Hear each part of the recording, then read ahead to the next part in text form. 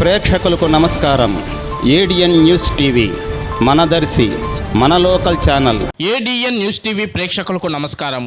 వార్తలు చదువుతుంది మీ ప్రసన్నారాం. మహాభారతంలో విలువిద్దులో అర్జునుడితో సమానం గల వ్యక్తి ఏకలవ్యుడని ఎన్డీఏ కూటమి తెలుగుదేశం పార్టీ దర్శి నియోజకవర్గ ఇన్ఛార్జి డాక్టర్ గొట్టిపాటి లక్ష్మి అన్నారు. బుధవారం స్థానిక మండల తహసీల్దార్ కార్యాలయం ఆవరణలో జరిగిన ఏకలవ్య జయంతి సభలో ఆమె ముఖ్య అతిథిగా పాల్గొని ప్రసంగించారు. ఈ సందర్భంగా ఆమె మాట్లాడుతూ భారతంలో గుర్తింపు గల వ్యక్తి ఏకలవ్యుడని అన్నారు. తన బ్రొటనవేలు గురువులైన ద్రోణాచార్యులకు దానం చేసిన వ్యక్తి ఏకలవ్యుడని తెలిపారు. రాష్ట్రం అభివృద్ధి చెందాలంటే ఎన్డీఏ కూటమి వల్లే అవుతుందని తెలిపారు. తొలుత ఏకలవ్యుడి చిత్రపటానికి పూలమాల వేసి ఘనంగా నివాళులర్పించారు. అనంతరం కేక్ కట్ చేసి దుప్పట్ల పంపిణీ చేశారు. ఈ కార్యక్రమంలో senior journalist Jupalli Koteswararao, G Prem Kumar, Daram Subbarao, Annavarapu Venkateswararao, Itla Venkateswarlu, G Moshe, Ratnam, K Srinu, K Prabhakar, Allabhasha తదితరులు పాల్గొన్నారు. అధికారులకు, నాయకులకు, ఇక్కడికి వచ్చిన ప్రజలకు అందరికీ పేరు పేరున నా నమస్కారాలు. ఇవాళ ఇక్కడ మీ అందరితో పాటు ఏకలవ్యుడి జయంతిలో పాల్గొనడం నాకు సంతోషంగా ఉంది. ఏకలవ్యుడు అంటే మనకి మహాభారతం గుర్తుకొస్తుంది. కానీ ఆయన ఒక వేటగాని కొడుకు. ఒక వ్యక్తి శ్రద్ధ పెట్టి విశ్వాసంతో ఏదైనా పని అనుకుంటే సాధించగలరు అనే దానికి నిదర్శనం ఏకలవ్యుడు. ఆయన మనందరికీ ఒక ఆదర్శం. భావితరాలకు కూడా ఏకలవ్యుడి చరిత్ర లేదా కథ నుండి స్ఫూర్తి తీసుకోవాలి. నేను ఉన్నత చదువులు చదువుకొని రాజకీయాల్లోకి వచ్చాను.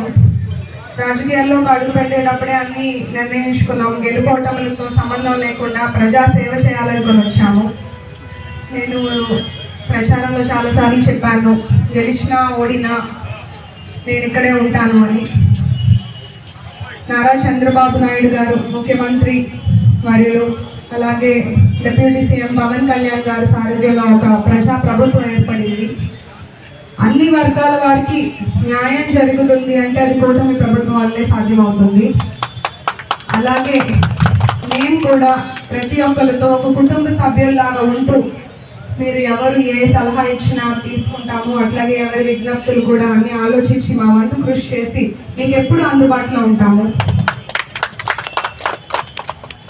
మన ప్రభుత్వం ఏర్పడిన నెలలోపే పెన్షన్ ఇంటి దగ్గరికి పెంచి అందజేసేలాగా చర్య చేపట్టారు.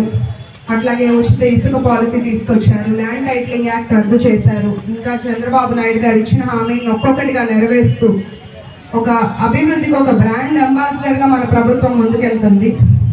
నేను కూడా ఇక్కడ ఇచ్చిన హామీలను ఒక్కొక్కటిగా నెరవేరుస్తూ దర్శిని మార్గదర్శిగా చేయడానికి నా వంతు కృషి చేస్తాను.